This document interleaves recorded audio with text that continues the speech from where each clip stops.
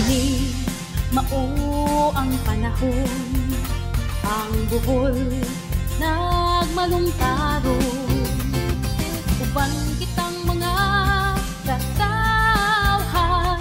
Malawa, niya kita karon sa Barangay Villa Teresita, Ubay, aron pagbukas sa bag-o nga giayo nga Villa Teresita Bridge. Dugay na ning panahon nga kaning tulaya dili magian og 4 wheels nga sakyanan apan tungod sa pag-ayuda sa atong provincial government si Gobernador Edgar M. Chato ug si Vice Governor Consing Lim naning kamot gyud nga matabangan ang Barangay Villa Teresita para dunay agianan ang atong mga katawhan sa Villa Teresita.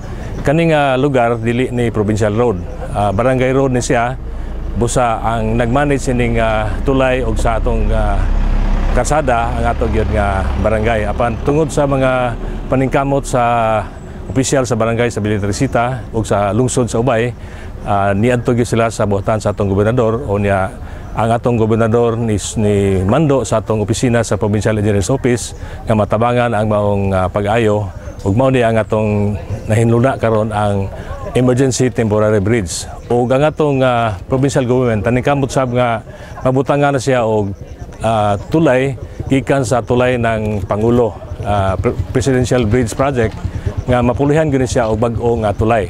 Apan tungod sa urgency nga mabutangan gyud og agianan ang Villa Teresita, mao nga ang Provincial Engineers Office mao ay nagbutang sa atong temporary emergency bridge. O karong adlaw mao gyud opisyal nga pagbukas ug niya moabot karong taud-taud ang atong gobernador, ang atong vice gobernador ang mo success sab sa pagbukas sa emergency temporary bridge.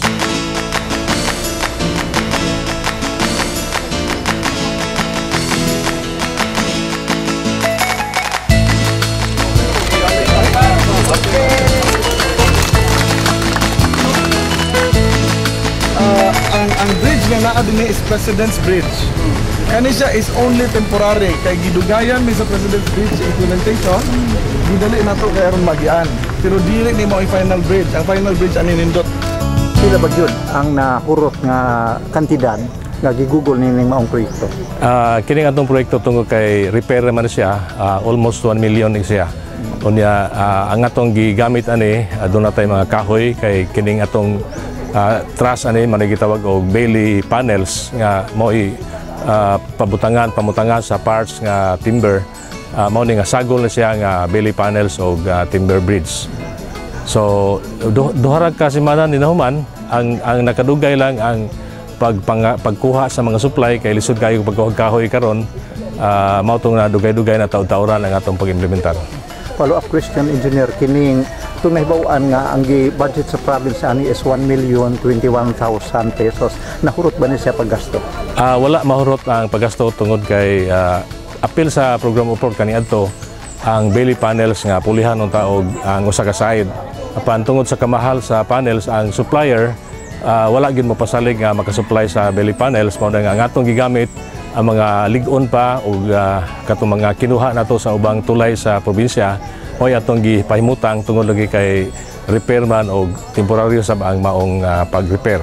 Atong ipaabot nga maabot ang proyekto gikan sa Department of Agrarian Reform o sa DPWH mao ang pagpulig sa bag-o nga tulay. Daghan sila mga 20 ni katulay nga dinhi sa Bohol nga napil ang Villa Teresita bisan og dili provincial road.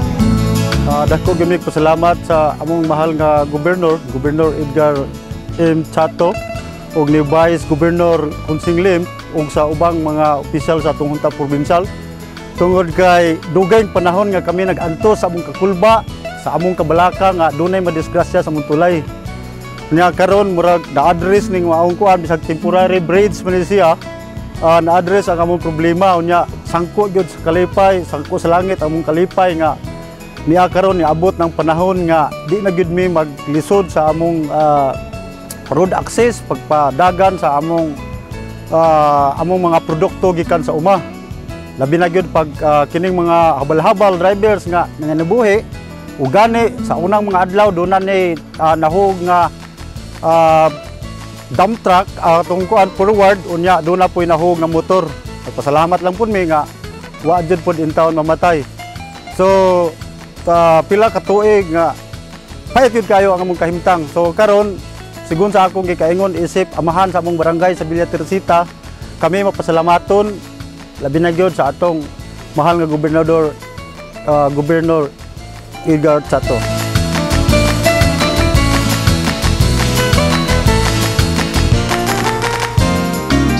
Tanan na amo natanawan nga murag gikinahanglan ninyo noted na gyud sa mga staff ni Go unya naapod kami mo ug usa man galing ikuan ni Go ready pud me sa sangudang panlalawigan nga mo approve kay nakakita pud me usa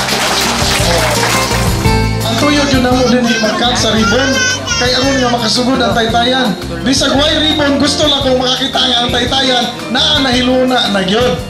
O niya, pagabot na mo, niya may ribbon, di gikat na naman po, kaya may ribbon. Sus, kaya kapitan di man musugot o dili mag-program. O niya, basta musod, gani si Governor, si Vice Gov, ang provincial officials o barangay, sakop yun ni kapitan. Kaya kapitan, may hipi di biyahe, di ba? So, pangingon nga, mo-diskurso gamay, basta kay gamay akong diskurso. Tungod kay, buwan to pa mi sa poblasyon. Kailangan naman tayo gibuksan nga Office of the Governor dito. Kanang Office of the Governor dito na ay staff. Ug naituyo ang taga-ubay, mga silingan lungsod, mahimo mo adto dito ug di mo kaadto sa Kapitolyo. Naa nga atong medical staff dito, libreng panambal ug libre pod nga kining konsulta sa doktor. Naabang atong legal officer, naapod, naamida nga abogado. Nga naman, ining adto ni Gobernador duha ra ka klase tao nga pangitaan og problema. Ang usa panglawas, ang usapod kanang something nga related o kinahanglag abogado katoy gaburuka toy yuta wawa mahusay toy asawag bana ambot nganong nagiaway no so mo na nga naay kinahanglan nga mutabang nato sa atong mga panginahanglan. So kada mo bisita si Governor naagyud nay medical naapoy legal no nga kuyog wala labot sa engineering kay naaman si kita diha gisuroy man nato ang atong mga opisina. So every month naa si Governor dinhi sa Ubay. Mao na akong commitment sa atong pinangga nga mayor. Pagpaka na to si Mayor Gali. Mao na ako ingon si Mayor Gali kanunay nga abre ang buhatan sa mayor og dili kaya sa mayor isangko sa gobernador. Kay og di pod nato kaya kinahanglag nasyonal naa mo poy atong congressman pero ang importante ang mga tao magpahibaw og unsay panginahanglan kay aron matubag. Pareho sa inyong kalsada balik-balik og pahibaw akong giingnan ang engineering gusto nato nga ang kalsada gikan dinhi padung sa Governor Boyles kinahanglan ingon ani gyud kanunay nangutana ko og unsa may dagway sa unahan basig galubak-lubak balikig equipment na kay og galubak-lubak na kinahanglan pareho ingon ani ang kalsada nga atong agian mao na akong gitugon sa atong engineer no ayaw ni ihawig manok si Sim dinhi og di matuman ang atong giingon unya kanang atong taytayan sa gisulti na sa unahan temporary bridge lagi nganong temporary nadugay bitaw taghuwat kay hiingon man gud ang pangagamhanan nasyonal nga Office of the President Presidential Bridge nga gikan sa DAR maoy ipada sa 20 ka mga taytayan sa Bohol apil ang Villa nga taytayan patay kay 15 dugaya man unya karon sa akong pagpaluap kay tuwa na ang mga materyales sa Sugbo wa pa man ika-ship dinhi sa Bohol. So maingon ko sa mga engineer dili pwede nga pawaton ang mga tao dugay kaayo anang taytayan nga gikan sa ato ang President's Bridge Program ayuhon na ng taytayan unya maghuwat na lang ta at least ang mga bata o mga katawhan dili maglisod og agi sa atong taytayan. So pagpaabot mo nga na ay President's Bridge pero samtang wa pa ang President's Bridge kana sa amoy atong ampingan o gamiton. So dili man mo magproblema og unsay mga concerns uban si ma'am mingunghong na nako God, kinahanglan may classroom. O, ito gipasabot-sabot sa kapitan nga gaabri og eskwelahan. Kay kanang inyong eskwelahan, amo nang gimitingan sa school board sa probinsya. Si Governor Chato mo chairman sa school board, ang atong superintendent maoy co-chairman, atong gipang-aproban sa kuyog sa school board ug unsa ang mga eskwelahan nga paga-abrihan. Karon, ang sulti makeshift ra ang mga classroom. So, atong patagaan na og gahin usa ka school building, 2 classroom immediately. So atong ipagama na immediately. Kaya aron nga dili na mag-makeshift ng atong mga bata. Okay? So hisaad ko nga mubo ra konsulti, daghang salamat o hinaot nga gikalipay ninyo ang among pagbisita nga kinasingkasing gikan sa atong pangagamhanan ngadto sa katawhan, dili lang sa Villa kundi apil sa mga silingan nga mga barangay. Unya kani ubang mga barangay sad naa man ni sila tagsa-tagsang concern sa ilang mga baryo, nahibaw sila nga naa si Governor Chato hangtod karong hapon adto dito sa atong opisina dito sa munisipyo sa lungsod sa Ubay. Unya kanina dinhi ahong na lamandaan dinhi kay labo ni ata. So daghang salamat o maayong buntag kaninyo tanan. Ani ata karon diri sa Provincial Road mo ni atong gitawag at Tagbilaran, East Road, Ilihan, Mabini, Cabulaw Road, unya sa kadugay-dugay nga pangandoy sa mga katawhan diri sa atong barangay nga sa tungod sa gihimo sa atong pinanggang gobernador nga nang paabot nga kini na padayon na himuan siya og asfalto ug di tungod kani sa atong administrasyon ni Gobernador Edgar Chato ug kang Vice Gobernador Kunting Lim. So kini dako mig pasalamat ni Gobernador ug usab sa atong mga kaubanan sa Junta Provincial nga kini nahitabo nga kining 1.9 kilometers nga ba padayon kini usab mo pa kini ang first batch niya nga makuha nato nga pag-asphalt improvement sa atong kalsada.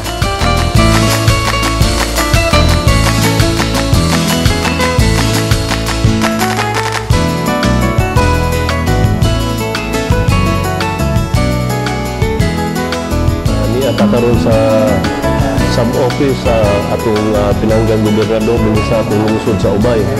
Kining maong sub-office ni gobernador formally kuani maonig yoy akong opisina, no? So akong nakita nga kung pananglitan dunag yoy sub-office din sa atong gobernador, atong nahibawan nga kining atong lungsod sa Ubay mao ni kinalayan nga lungsod sa siyudad sa Tagbilaran, no? Layo sa Kapitolyo. So nakahuna-huna mi ni Mayor Galicano Atop nga mahimo atong hangyoon ang atong halangdong gobernador nga magbuhat din og sub-office din sa atong lungsod sa Ubay.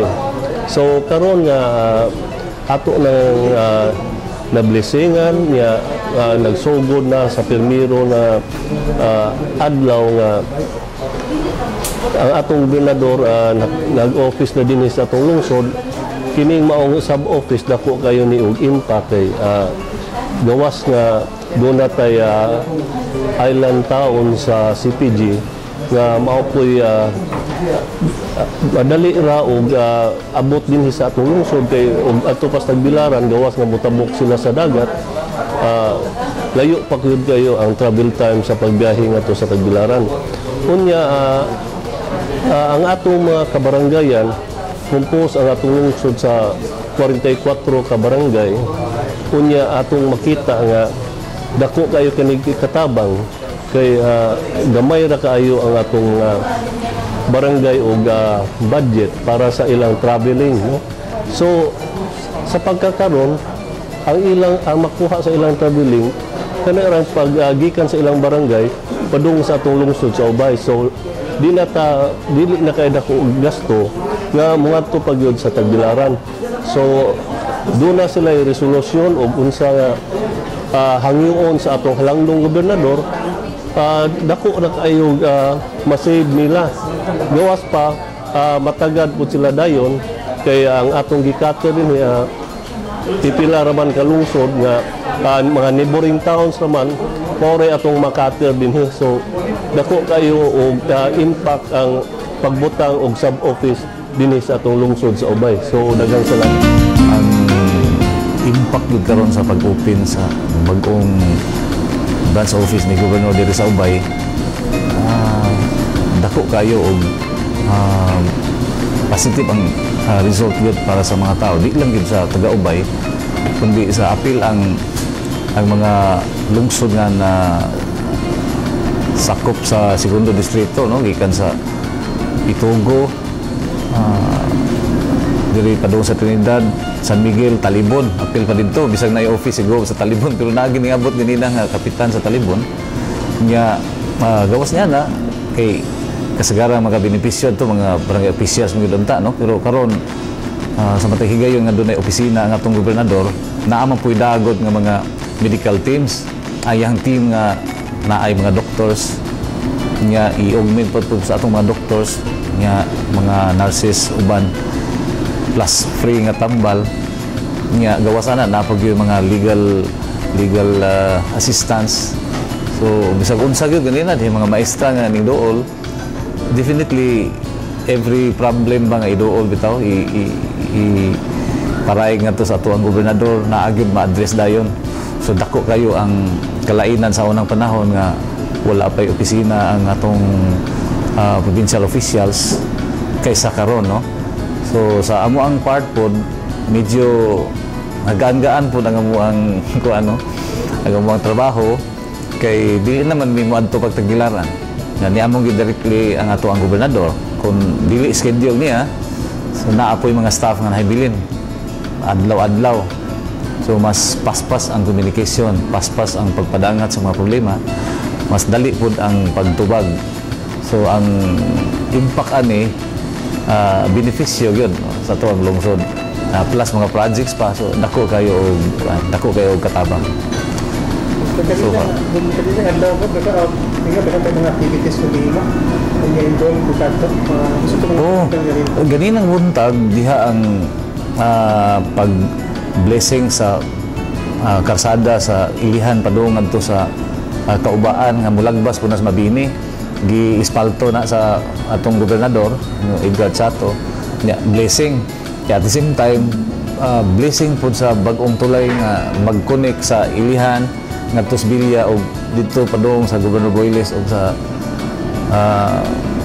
padung sa San Miguel no mao man ni kimaduulang nga agyanan gikan dito sa bukid padung nga ri sa lungsod so nalipay kayo ang mga tao dito labi na atong mga kapitanes number 1 yung nalipay ang Bilya Teresita kay ilaha mo kung direkta nga agyanan nga kadto pa ko kita og blessing sa usa ka project sa barangay nga diha ang daghang mga kapitan ning endorse sila jointly no ug usa ka resolution para ni gobernador nga na-appeal man na siya sa tulay ng Pangulo program o katong 20 bridges pero matud pa ni Gobernador Chato dugay pa kayo mo na nga ning gasto gyud si Gobernador og kantidad para mapadali ba o masakiton pa to siya o emergency pa na first aid ba sa tarsier so paspas kayo ang ang gusto ni Go kinahanglan ma-address dayon ang problema so ingon si Engineer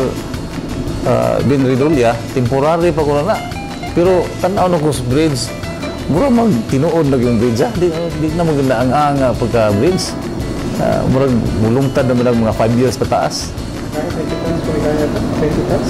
15 to 20 so link on good siya apan siguro mga after 1 year or 1 year and a half mabot na po itong bago yun nga brand new yun nga mga materials so dako kayo o kuano nihapit po mi sa gabi kay diha ang duha ka pasyente nga gitagaan po nilang gobernador o wheelchair katong mga PWDs nya si Vice Governor kuan pod Konsing Lim ning una ng kuan larga diha man sa ilihan og Bilya so ma-feel sa mga tao ba nga duol na gyud ang gobyerno kay ginganhem gyud nya nag-open pa siguro og sub-office diri sa Ubay nga usas mga kidadak ang lungsod sa Bohol so dako gyud og kuano dako kayo og kasayon ang nahatag nila ni Gob sa ato ang mga lungsod no apil labi na gyud ang Ubay kuna nga kami si Vice Mayor Nelson Uy ug mga konsehalis apil ang atong mga kapitan